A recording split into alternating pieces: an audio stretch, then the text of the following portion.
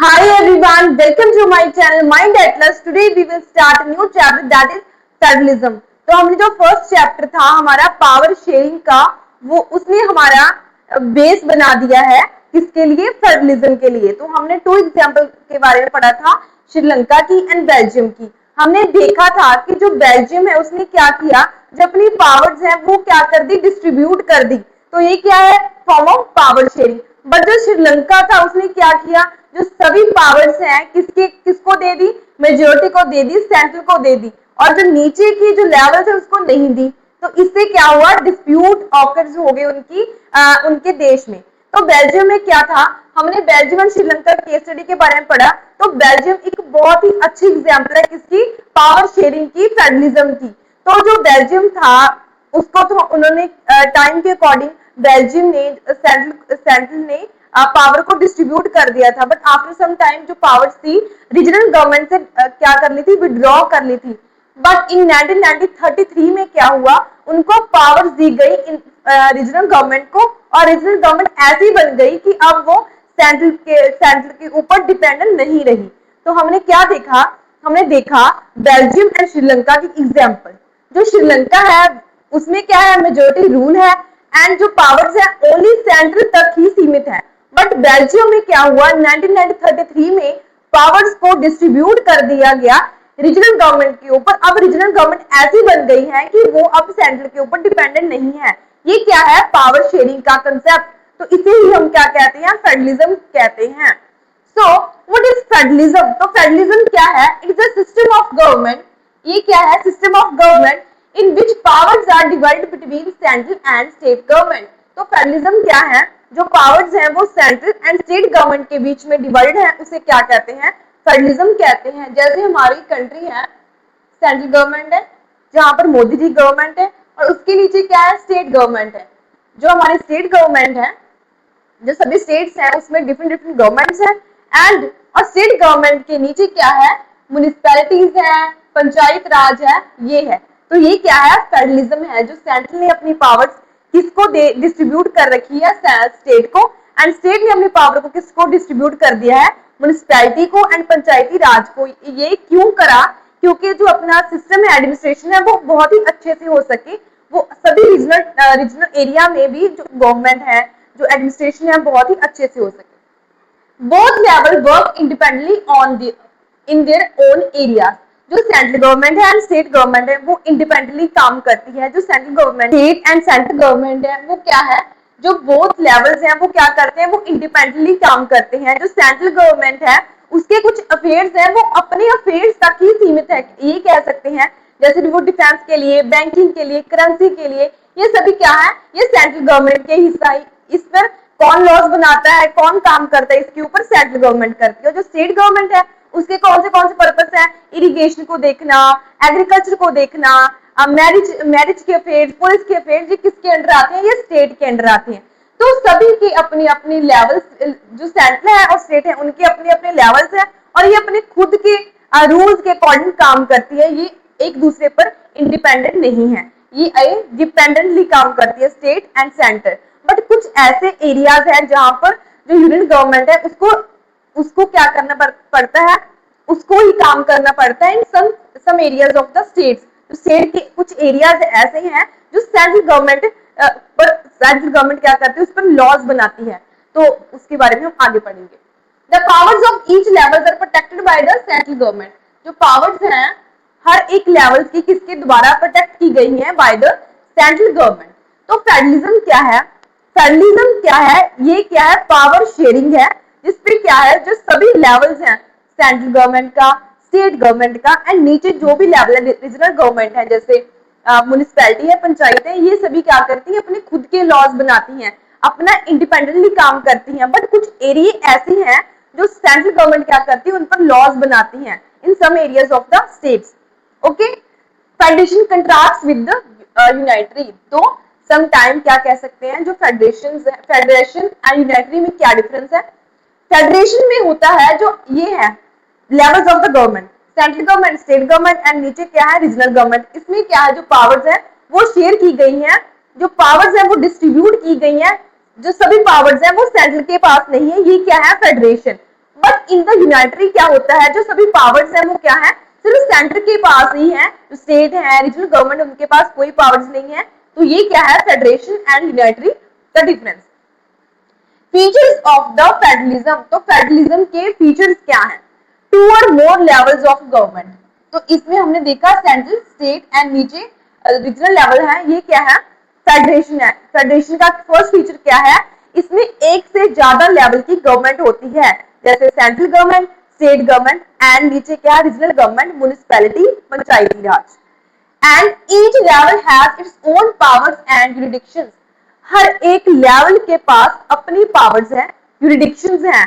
तो सभी अपनी अपने जुरिडिक्शन, जुरिडिक्शन मतलब क्या होता है, एरिया होता है जिस पर हम अपना लॉज बना सकते हैं। जैसे स्टेट है, स्टेट गवर्नमेंट का जुरिडिक्शन कहां तक है, स्टेट तक है। तो स्टेट गवर्नमेंट क्या कर सकती है, अपने स्टेट के सीमित तक लॉज बना सकती है।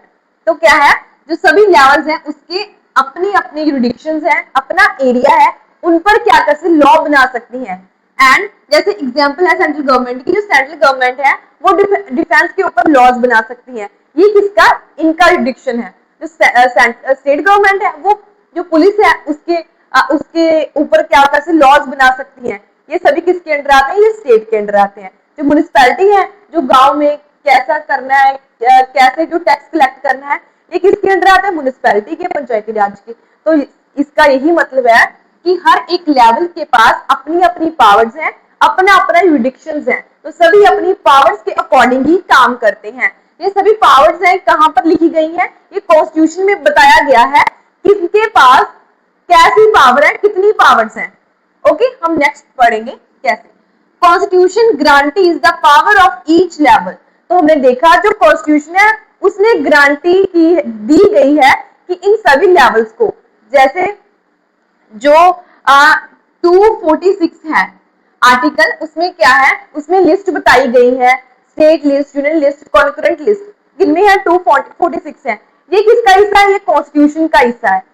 एंड ये किसमें है, 7th शेड्यूल में।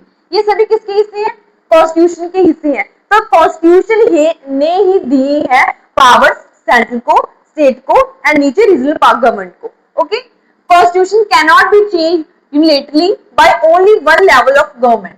तो जो कॉन्स्टिट्यूशन है वो सिर्फ यूनियन के अकॉर्डिंग नहीं चेंज किया जा सकता। जैसे मान लीजिए जो यूनियन गवर्नमेंट है, जिसमें कैबिनेट है, उनकी मिनिस्ट्रीज है, वो खुद अपने आप कॉन्स्टिट्यूशन को चेंज नहीं कर सकती कि कल ये पावर जो स्टेट के पास है उनको छीन लेंगे और सेंट्रल के अफेयर्स में डाल देंगे, सेंट्रल की लिस्ट में डाल देंगे। ये ऐसा नहीं कर सकते हैं कौन, सेंट्रल गवर्नमेंट, यूनियन गवर्नमेंट ऐसा नहीं कर सकती है। इसके लिए प्रोसीजर लगता है। तो जो कॉन्स्टिट्यूशन है वो यूनियन अकेली चेंज नहीं कर सकती है। इसके लिए हाउसेस की मेजोरिटी चाहिए होती है, स्टेट की मेजोरिटी चाहिए होती है, इसका प्रोसीजर होता है। Independent judiciary settle dispute between government. जो जुडिशरी है वो इंडिपेंडेंट है, वो ऐसा नहीं है कि स्टेट के ऊपर डिपेंडेंट है, सेंट्रल गवर्नमेंट के ऊपर डिपेंडेंट है, नहीं। जो जुडिशरी है वो इंडिपेंडेंट है।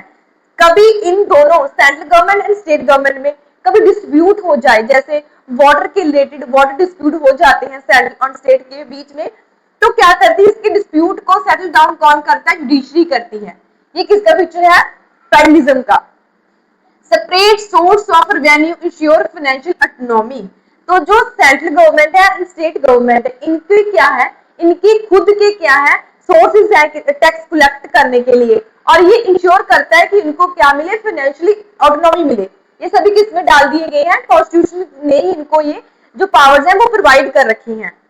The aim is to promote national unity while respecting regional diversity. तो फेडरलिज्म का क्या एम है, हमने क्या करना है, नेशनल यूनिटी को कायम रखना है। तो फेडरलिज्म से नेशनल यूनिटी कैसे कायम हो सकती है, तो मान लीजिए हिंदू हमारे देश में मेजोरिटी है, और जी हिंदू रूल करेगा, जो मिनोरिटी है वो तो ऑब्वियसली इफेक्ट होगी। तो जब कोई आपदा आएगी, कोई वॉर होगी, तो जो मिनोरिटी उनका साथ नहीं देगी हिंदूज का, क्योंकि वो कहेंगे ये तो मेजोरिटी में है, ये सभी पावर्स इनके पास है, हमको तो कुछ नहीं दे रखा है। तो इससे क्या होगा, नेशनल यूनिटी को हार्म होगा। जब हम पावर को डिस्ट्रीब्यूट कर देते हैं सभी की इक्वल, सभी जो कास्ट है, कम्युनिटी है, उनको ना देखे हुए हम सभी को इक्वली डिवाइड कर देते हैं पावर्स को, तो इससे क्या होता है, नेशनल यूनिटी कायम होती है। And respective regional diversity. तो जो स्टेट्स है इसमें स्टेट्स को भी रिस्पेक्ट किया जा रहा है, स्टेट्स को भी पावर्स दी जा रही है, हर एक स्टेट को पावर दी जा रही है, चाहे उनकी कौन सी कम्युनिटी हो, कौन सा रिलीजन हो। तो हमने क्या देखा, हमने फेडरलिज्म के बारे में पढ़ा। तो फेडरलिज्म क्या है? फेडरलिज्म क्या है? System of government which powers are share among different levels of the government. तो जो पावर्स है वो शेयर की गई है सेंट्रल गवर्नमेंट को, स्टेट गवर्नमेंट को एंड रीजनल गवर्नमेंट को। ये क्या है? ये क्या है? फेडरलिज्म है। तो हमने देखा जो यूनिटरी गवर्नमेंट होती है उसमें क्या होता है, जो सेंट्रल गवर्नमेंट के पास ही सभी पावर्स होती हैं, बट इन फेडरलिज्म में क्या होता है, जो पावर्स हैं वो डिवाइडेड होती हैं हर एक लेवल ऑफ द गवर्नमेंट। और हमने क्या पढ़ा? फीचर्स के बारे में पढ़ा। जो फर्स्ट फीचर्स है, जो पावर्स होती हैं टू और मोर लेवल, जो फेडरलिज्म है उसमें क्या है, जो गवर्नमेंट होती है उसके लेवल टू और मोर होते हैं, एक से ज्यादा गवर्नमेंट के लेवल होते हैं। सेकंड क्या है, सभी जो लेवल की गवर्नमेंट उसके पास अपनी पावर्स है, अपना जुरिडिक्शन है, अपना एरिया है जिसमें वो क्या करेंगी, रूल करेंगी, पावर्स अप्लाई करेंगी, सभी क्या है, उनके खुद का जुरिडिक्शन है। जो कॉन्स्टिट्यूशन है उनको उन्होंने जो पावर्स है उनको दे रखी है, सेंट्रल गवर्नमेंट को, स्टेट गवर्नमेंट को, रीजनल गवर्नमेंट को किसने पावर दे रखी है? कॉन्स्टिट्यूशन ने प्रोवाइड कर रखी है। एंड जो यूनियन गवर्नमेंट है, जो यूनियन गवर्नमेंट है वो अकेली जो पावर शेयरिंग है, फेडरलिज्म की पावर्स है, जो लिस्ट है उनको चेंज नहीं कर सकती। उसके लिए क्या चाहिए? प्रोसीजर चाहिए होता है, जिसमें हम नेक्स्ट पार्ट में पढ़ेंगे वो उसमें क्या होता है। जो कभी भी जो डिस्प्यूट हो स्टेट एंड सेंट्रल के बीच में, वो कौन सॉल्व करता है? वो जुडिशरी सॉल्व करती है। तो जुडिशरी है वो क्या है? वो इंडिपेंडेंट जुडिशरी है। एंड जो सभी जो लेवल्स ऑफ गवर्नमेंट है उनके पास खुद के रेवेन्यू के सोर्सेज हैं, वो खुद क्या कर सकते हैं? टैक्स कलेक्ट कर सकती हैं एंड अपनी फाइनेंशियली ऑटोनॉमी कर सकती हैं। सो नेक्स्ट है टाइप ऑफ फेडरेशन। तो कितनी टाइप होती है फेडरेशन की? तो जैसे जो अमेरिका है उसमें क्या है, उसमें 50 स्टेट है, ऑलमोस्ट आई थिंक 50 है। तो सभी स्टेट्स हैं वो इंडिपेंडेंट हैं, वो ऐसा नहीं है कि वो स्टेट के ऊपर डिपेंडेंट है अपनी टैक्स के लिए, अपने पावर्स के लिए, उनके खुद के अपने अपने क्या है, अपना कॉन्स्टिट्यूशन है। सभी 50 स्टेट्स का खुद का कॉन्स्टिट्यूशन है, वो ऐसा नहीं है कि वो सेंट्रल के ऊपर डिपेंडेंट है। जो समहाउ जो हमारा इंडिया है, जो स्टेट्स हैं समवेयर, वो क्या करती हैं, वो सेंट्रल के ऊपर डिपेंडेंट रहती हैं कुछ एरियाज में। बट जो जैसे यूएसए है उसमें जो 50 स्टेट्स हैं वो सभी इंडिपेंडेंट है, जो सभी स्टेट्स हैं वो सेंट्रल के ऊपर नहीं डिपेंडेंट है। तो जैसे है कमिंग टुगेदर फेडरेशन, तो ये एग्जांपल है अमेरिका की।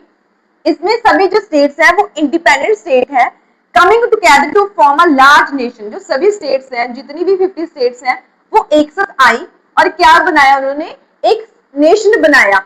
ये किसकी एग्जांपल है? कमिंग टुगेदर फेडरेशन की। सभी स्टेट्स आई और उन्हें क्या बनाया? नेशन बनाया। तो मैंने पहले बताया आपको, जो जैसे अमेरिका है उसमें सभी स्टेट्स क्या है? इंडिपेंडेंट है। वो कोई भी ऐसी स्टेट्स नहीं है वो जो सेंट्रल पर डिपेंडेंट होगी, उनके खुद का कॉन्स्टिट्यूशन है, उनके खुद की लॉज है, उनके खुद के पावर्स हैं, बट वो क्या कर रही है? वो एक नेशन को परफॉर्म कर रही है। वो सभी I coming together and form a nation.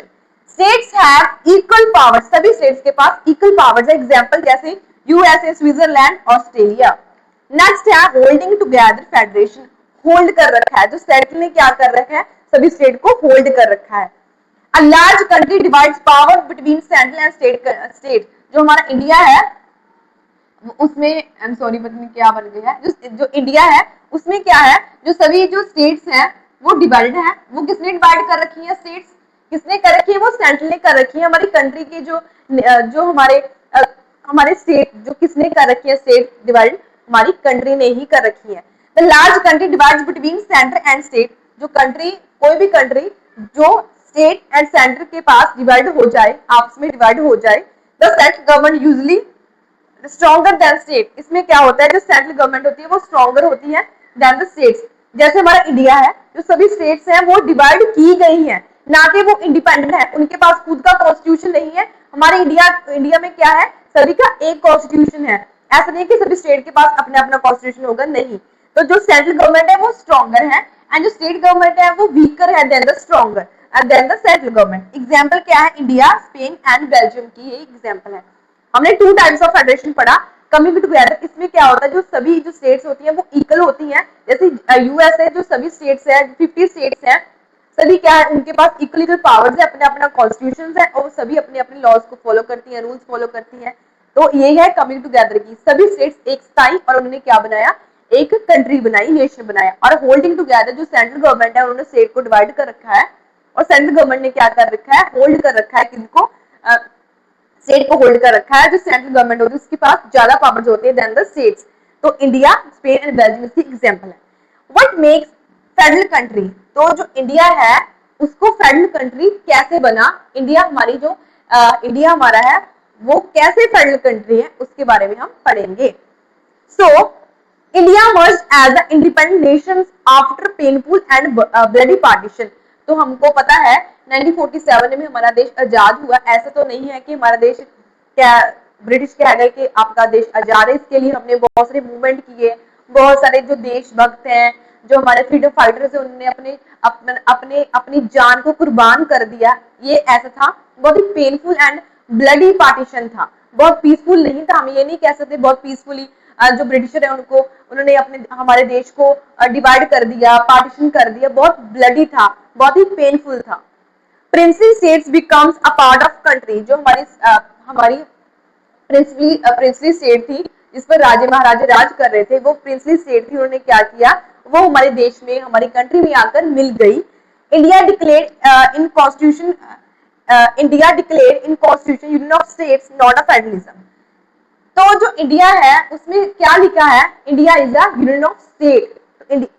जो हमारे कॉन्स्टिट्यूशन की लाइन है, कॉन्स्टिट्यूशन वहां से स्टार्ट होता है, India is a union of state. तो हमारे कॉन्स्टिट्यूशन में लिखा है इंडिया क्या है, यूनियन ऑफ स्टेट। इंडिया क्या है, यूनियन ऑफ स्टेट, उसमें कोई फेडरलिज्म जैसा वर्ड नहीं दिया है। तो हम ऐसा कैसे कह सकते हैं कि हमारी कंट्री फेडरलिज्म है, तो उसके बारे में हम पढ़ेंगे। But based on principle of federalism, तो जो हमने प्रिंसिपल फीचर पढ़े हैं ये फेडरलिज्म के, ये हमारी कंट्री में बहुत ही अच्छे से अप्लाई होते हैं। तो हम तभी तो कह सकते हैं कि हमारी कंट्री क्या है, फेडरलिज्म है, हमारी कंट्री में फेडरलिज्म है, हमारी कंट्री फेडरलिज्म है। Constitution provide two levels of government, जो हमारा कॉन्स्टिट्यूशन है उसमें टू लेवल्स ऑफ गवर्नमेंट थी, central government and state government. But after some time जो हमारे मिनिस्टर्स उन्होंने रियलाइज किया कि हमको रीजनल गवर्नमेंट भी चाहिए, तो 73rd एंड 74th अमेंडमेंट हुआ। जो 73rd एंड 74th अमेंडमेंट हुआ, हमारी 73rd एंड 74th क्या हुआ, अमेंडमेंट हुआ। जो 73rd अमेंडमेंट है वो किसे डील करता है, पंचायती राज से, एंड जो 74th है वो किसे डील करता है, म्युनिसिपैलिटी से। ये 243 आर्टिकल्स में डील करते हैं दोनों, पंचायत एंड म्युनिसिपैलिटी। इसमें क्या है, जो 73rd आर्टिकल है वो किस शेड्यूल में है, 11th शेड्यूल में, एंड जो 74th आर्टिकल 74th अमेंडमेंट है, जो आर्टिकल है, जो म्युनिसिपैलिटी है, किस शेड्यूल में है, वो है 12th शेड्यूल में। तो हमने देखा जो पहले हमारे कॉन्स्टिट्यूशन में क्या था, टू लेवल्स ऑफ गवर्नमेंट थी, central and state. After some time जो हमारे मिनिस्टर्स उन्होंने रियलाइज किया कि रीजनल गवर्नमेंट भी हमें चाहिए, तो 73rd एंड 74th अमेंडमेंट लाया गया और 243 जो आर्टिकल है कॉन्स्टिट्यूशन में डाला गया और क्या बनाई गई, पंचायत एंड म्युनिसिपैलिटी बनाई गई। जो पंचायत है वो 11th शेड्यूल में है एंड जो म्युनिसिपैलिटी है वो किस शेड्यूल में है, 12th शेड्यूल में है। And later in the form of panchayat and municipality, these tier enjoy separate jurisdiction। जो म्युनिसिपैलिटी है, पंचायती राज है, वो अपनी खुद के जुरिडिक्शन में काम करते हैं। जो जैसे मान लीजिए जो पंचायत है उनके उनके पास खुद की पावर्स है कि वो टैक्स कलेक्ट कर सकते हैं और यहाँ पर किसी भी जगह पर वो लगा सकते, जिससे उनको लगता है कि इस जगह पर नीड है काम करने की। जैसे कुछ स्कूल में इम्प्रूव कर सकते हैं, कुछ सड़कों में इम्प्रूव कर सकते हैं, कुछ ऐसे एरियाज होते हैं जैसे वाटर में, इरिगेशन में, ऐसे क्या है, ये सभी किसके अंडर आते हैं, ये पंचायत के जुरिडिक्शन के अंडर आते हैं। ओके, अब constitution provide 3-4 distribution powers between union and states. जो कॉन्स्टिट्यूशन है वो क्या करता है, वो 3-4 डिस्ट्रीब्यूशन कर रखी है कॉन्स्टिट्यूशन में पावर की। तो इसको क्या कहते हैं हम, first one is union list, only under union control because we need to uniform policy on these matters throughout the country। तो जो यूनियन लिस्ट है उसमें क्या है, जो इसके जो मैटर्स हैं उसमें लॉ कौन बना सकता है, ओनली यूनियन बना सकती है, ओनली सेंटर बना सकती है। ऐसा क्यों है? क्योंकि कुछ ऐसे अफेयर्स होते हैं, कुछ ऐसे मैटर्स होते हैं जैसे जिसके लिए हमें क्या चाहिए, यूनिफॉर्म पॉलिसी चाहिए through out the country. Example है जैसे defence, foreign affairs, banking, currency, कुछ ऐसी एग्जाम्पल है जिसके लिए हमें क्या चाहिए कि पूरी कंट्री में सेम हो, डिफेंस सेम हो, करेंसी सेम हो। तो जो स्टेट को करेंसी दे जाएगी तो ऐसा तो होगा स्टेट अपनी अपनी करेंसी को लाएगी, तो जिससे क्या होगा, यूनिफॉर्मिटी नहीं होगी। तो कुछ ऐसे अफेयर्स होते हैं जिसके लिए जो पूरी कंट्री में क्या चाहिए, यूनिफॉर्मिटी चाहिए, defence, foreign affairs, banking, currency. तो नेक्स्ट है स्टेट लिस्ट। स्टेट लिस्ट में क्या होता है, जो स्टेट गवर्नमेंट है वो ही लॉ बना सकती है, यूनियन गवर्नमेंट नहीं लॉ बना सकती है। एग्जाम्पल क्या है, police, trade, irrigation, commerce, agriculture, इस पर कौन लॉ बना सकता है, स्टेट लॉ बना सकता है। कुछ और भी बहुत सारे अफेयर्स हैं, कुछ और ही बहुत सारे सब्जेक्ट हैं जिस पर स्टेट बना सकती है लॉ, बट इसमें कुछ एग्जाम्पल दी गई है, बहुत सारी और भी क्या है, लिस्ट है। नेक्स्ट है कॉन्करेंट लिस्ट। इसमें क्या है, इसका क्या मतलब है, जहां पर यूनियन एंड स्टेट दोनों ही लॉ बना सकती हैं उसको क्या कहते हैं, कॉन्करेंट लिस्ट कहते हैं। बट सम टाइम क्या होता है, जो यूनियन होती है, स्टेट होती है, उनमें क्या होता है, कॉन्फ्लिक्ट हो जाता है। तो क्या होगा, जो जो सेंट्रल का लॉ होगा, जो सेंटर होगी उसका ही जो पावर है वो ही प्रिवेल करेगी, ना कि स्टेट गवर्नमेंट की। तो both central and state government make laws, दोनों ही लॉ बना सकती है। जब कोई कॉन्फ्लिक्ट होगा तो यूनियन गवर्नमेंट क्या करेगी, प्रिवेल करेगी। एग्जाम्पल क्या है, for as trade, first trade unions, marriage, adoption and succession, इसमें सभी का कौन लॉ बना सकते हैं, यूनियन एंड स्टेट। ये कुछ एग्जाम्पल्स हैं, बहुत सारी और भी लिस्ट है इसके अंडर, तो आपको समझाने के लिए आपकी बुक में कुछ ही बताई गई है। तो हमने क्या देखा, यूनियन लिस्ट, इसमें क्या है, तो सिर्फ सेंट्रल गवर्नमेंट ही लॉज बना सकती है। ये क्यों है, क्योंकि हमें पूरी कंट्री में यूनिफॉर्मिटी चाहिए। तो स्टेट लिस्ट में क्या होता है, जो स्टेट गवर्नमेंट लॉ बना सकती है उसको क्या कहते हैं, स्टेट लिस्ट के अफेयर्स कहते हैं। हमने देखा जो कॉन्करेंट लिस्ट होती है उसमें दोनों ही लॉज बना सकते हैं, जो कोई कभी कॉन्फ्लिक्ट हो जाए तो जो सेंट्रल गवर्नमेंट का लॉ ही प्रिवेल करेगा। नेक्स्ट है रेस्टोरिंग पावर्स। जब कॉन्स्टिट्यूशन में ये लिस्ट बनाई गई थी तो था तब जैसे कंप्यूटर है, टेक्नोलॉजी है, एआई है और भी साइबर क्राइम है, उस टाइम नहीं थे। तो उनके उस टाइम के हमारे जो कॉन्स्टिट्यूशन बना रहे थे उनको नहीं पता था कि मॉडर्न एरा में ऐसा कुछ आएगा। तो उन्होंने क्या किया, एक रेजोल्यूटरी पावर सब्जेक्ट बना रखा है जिसमें जो मॉडर्न टेक्नोलॉजी से जो सभी डील करते हैं, कंप्यूटर एप्लीकेशन से, साइबर सिक्योरिटी से, ये सभी किसके अंडर आते हैं, ये यूनियन लिस्ट के अंडर ही आते हैं। तो holding together do not get equal powers. तो हमने देखा जो होल्डिंग टुगेदर हमने पढ़ा उसमें क्या है, जो सेंट्रल गवर्नमेंट ने स्टेट को होल्ड कर रखा है, तो इसमें जो पावर्स हैं वो सभी स्टेट को इक्वल नहीं है। इसमें हमने देखना है कि हमारे कॉन्स्टिट्यूशन में कुछ स्पेशल फीचर्स हैं, कुछ स्पेशल पावर्स हैं जो कुछ स्टेट्स को दे रखी है। तो first one is special status under 371। तो जो स्पेशल स्टेटस है अंडर 371 उसमें क्या है, जो असम है, नागालैंड है, मिजोरम है, मणिपुर है, वो क्या है, वो स्पेशल पावर, जो स्पेशल स्टेटस है उसको क्या करते हैं, एंजॉय करते हैं अंडर द आर्टिकल 371। ये क्यों करते हैं, सबसे पहले तो ये बात है। First of all peculiar and social circumstances, तो वो क्या है, बहुत ही कह सकते हैं वो ट्राइबल एरियाज हैं, उनको इतनी मॉडर्न एरा की इतनी नीड भी नहीं है, कह सकते हैं वो इतना हमारे साथ घुल मिलना भी नहीं चाहते। जो उनके इन्वायरमेंट है वो हमको उनसे क्या कर डिफरेंट करता है, वैसे वो डिफरेंट नहीं है बट वो जो उनका इन्वायरमेंट है, जो उनके पास इतनी जो मॉडर्न टेक्नोलॉजी भी नहीं है, तो वो क्या है, वो सोशल एंड सर्कमस्टांसेस को लेकर, पेकुलर फीलिंग को लेकर क्या है, डिफरेंट नहीं है बट उनको स्पेशल स्टेटस दिया गया है उनकी प्रोटेक्शन के लिए। तो प्रोटेक्शन किसके लिए, प्रोटेक्शन ऑफ लैंड, उनके लैंड की प्रोटेक्शन के लिए, राइट ऑफ इंडिजिनियस पीपल्स, जो इनके आदिवासी उस एरिया में क्या है ट्राइबल लोग रहते हैं, तो उनकी क्या है, उनके प्रोटेक्शन के लिए ये स्पेशल स्टेटस मिला है, उनके कल्चर को सेव रखने के लिए, उनके कल्चर को प्रोटेक्ट करने के लिए। जो एम्प्लॉयमेंट गवर्नमेंट सर्विस, तो उनको स्पेशल स्टेटस दे रखा है कि उनको गवर्नमेंट सर्विस में बहुत ही पहले प्रेफरेंस दी जाएगी कि आप गवर्नमेंट सर्विस में पहले प्रेफरेंस दी जाएगी। And do not by land here, जो मान लीजिए कि मैं मिजोरम में गई और मैं चाहती हूँ कि वहां लैंड खरीदना, बट मैं नहीं खरीद सकती। जो वहां के रेजिडेंशियल लोग हैं, जो परमानेंट लोग हैं, वही वहां पर लैंड खरीद सकते हैं, हम नहीं खरीद सकते। तो हमने क्या देखा, स्पेशल स्टेटस देखा अंडर 371। तो जो असम, नागालैंड, मणिपुर, मिजोरम को क्या मिला है, स्पेशल स्टेटस मिला है। क्यों मिला है, प्रोटेक्शन के लिए, उनकी लैंड की प्रोटेक्शन के लिए, कल्चर की प्रोटेक्शन के लिए, उनकी इंडिजिनियस जो ट्राइबल लोग हैं उनकी प्रोटेक्शन के लिए। तो और उनको प्रेफरेंस मिलती है employment in government services. Okay, next है देयर आर सम एरियाज, एक और एक्सेप्शन है, जो कुछ हमारे ऐसे एरियाज हैं बहुत ही छोटे हैं और वो हमारी जो स्टेट्स हैं उनके साथ नहीं मिले हैं। जैसे वो क्या है, union territories. There are some areas too small to become independent state. तो कुछ ऐसे एरियाज हैं बहुत छोटे हैं और बहुत छोटे हैं, वो इंडिपेंडेंट स्टेट्स नहीं बन सकते और जो स्टेट है उनके साथ भी नहीं मिले हैं। तो क्या है, उनको क्या, वो कौन से area, UT, union territories. Central government have special power to running these states. तो सेंट्रल गवर्नमेंट के पास स्पेशल पावर्स है इनको, इनसे डील करने के लिए, यूनियन टेरिटरी से डील करने के लिए। ये किसके अंडर आती है, ये सेंट्रल गवर्नमेंट के ही अंडर आती है। It's not easy to change in power. तो जो हम कह सकते हैं जो पावर शेयरिंग है वो जो यूनियन है अकेली चेंज नहीं कर सकती। It's not easy to change in power sharing.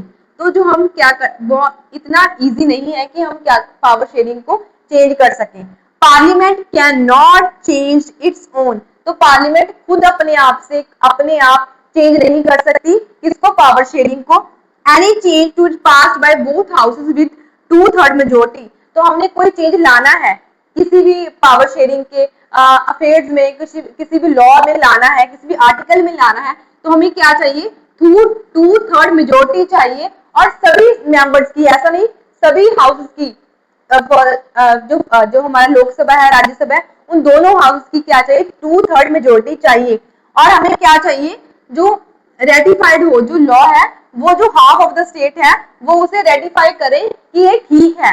तो तभी क्या हो सकता है, पावर शेयरिंग में चेंज हो सकता है। तो क्या चाहिए, 2/3 मेजोरिटी चाहिए दोनों हाउसेस की, राज्यसभा की एंड लोकसभा की। और रेटिफिकेशन भी चाहिए किनकी, हाफ ऑफ द स्टेट्स की। तभी क्या हो सकती है, पावर शेयरिंग में चेंज हो सकता है। नेक्स्ट है, जो जुडिशरी है उसके पास क्या है, overseeing and implementation of constitution provision and procedure. तो जो जुडिशरी है वो क्या है, उसके पास पावर है, वो कैसे इंटरप्रेट करेगी कॉन्स्टिट्यूशन को। एंड इन एनी डिस्प्यूट, जब कभी भी डिस्प्यूट होगा central government and state government के बीच में, तो क्या होगा, जो हाई कोर्ट है एंड जो सुप्रीम कोर्ट है वो क्या करेगी, वो डिसीजन बनाएगी। तो जो हमारी जुडिशरी है वो क्या इंडिपेंडेंट है, वो इंटरप्रेट करेगी भी कॉन्स्टिट्यूशन का क्या मतलब है, इस लॉ का क्या मतलब है। एंड कभी भी central government and state government के बीच में डिस्प्यूट हो तो high court and supreme court he final decision बताएगी।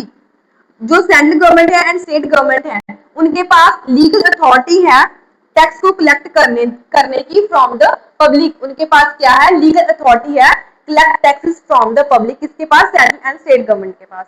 तो इसकी साथ ही हमारा पार्ट 1 कंप्लीट हो गया है। नेक्स्ट पार्ट में हम नेक्स्ट टॉपिक के बारे में पढ़ेंगे। इसमें हमने क्या पढ़ा, फेडरलिज्म के बारे में, इसके फीचर्स के बारे में एंड टाइप्स ऑफ फेडरलिज्म के बारे में, जो है holding together and coming together federalism. और हमने क्या पढ़ा, कैसे जो फीचर्स हैं वो किससे जो हमारी कंट्री है इंडिया क्या है, फेडरल कंट्री बनती है। और हमें union list, state list, concurrent list को बहुत ही अच्छे से पढ़ लिया है। और हमने देखा जो होल्डिंग टुगेदर जो फेडरलिज्म है उसमें जो सभी पावर्स हैं वो इक्वली डिस्ट्रीब्यूट नहीं होती हैं स्टेट के पास। तो सभी पावर्स क्या होती हैं, कुछ ऐसे स्टेट्स होते हैं जिनको स्पेशल फीचर, स्पेशल स्टेट्स मिलता है। जैसे आर्टिकल 371 में जो मिला है किनको, स्टेट्स को, मणिपुर, मिजोरम को। क्यों मिला है, क्योंकि उनको अब स्पेशल प्रोटेक्शन देने के लिए उनके कल्चर में, उनकी आइडेंटिटी में, उनके एरिया में उनको स्पेशल एम्प्लॉयमेंट देने के लिए सभी क्या है, उनको ये मिला है। एंड जो कुछ ऐसे स्टेट्स हैं, जो ऐसे एरियाज हैं बहुत ही छोटे हैं और स्टेट्स नहीं बन सकते, बट वो ऐसे स्टेट्स के बीच में अमर्ज भी नहीं हुए हैं कि वो स्टेट का हिस्सा बने। तो उस एरिया को कौन रूल करता है, उसको एरिया कौन चलाता है, तो स्टेट सेंट्रल गवर्नमेंट के अंडर ही आते हैं। तो हमने देखा पावर शेयरिंग को चेंज करने के लिए 2/3 मेजोरिटी चाहिए एंड और क्या चाहिए, रेटिफिकेशन चाहिए हाफ ऑफ द स्टेट्स की। और जो सेंट्रल एंड स्टेट गवर्नमेंट के पास क्या है, लीगल अथॉरिटी है collection of the tax from the public, and judiciary क्या है, इंडिपेंडेंट है। वो क्या करेगी, वो सुप्रीम कोर्ट, जो जुडिशरी है वो इंडिपेंडेंट है। जो कभी भी कॉन्फ्लिक्ट होगा सेंट्रल स्टेट के बीच में, तो supreme court and high court का डिसीजन क्या होगा, फाइनल होगा। एंड इसी के साथ ही हमारा पार्ट 1 कंप्लीट हो गया है। आप जो नोट्स अपने कॉपी में डायरेक्ट उतार सकते हैं, it's very helpful for you. And if you any doubt you can ask in the comment section. Like and subscribe my channel.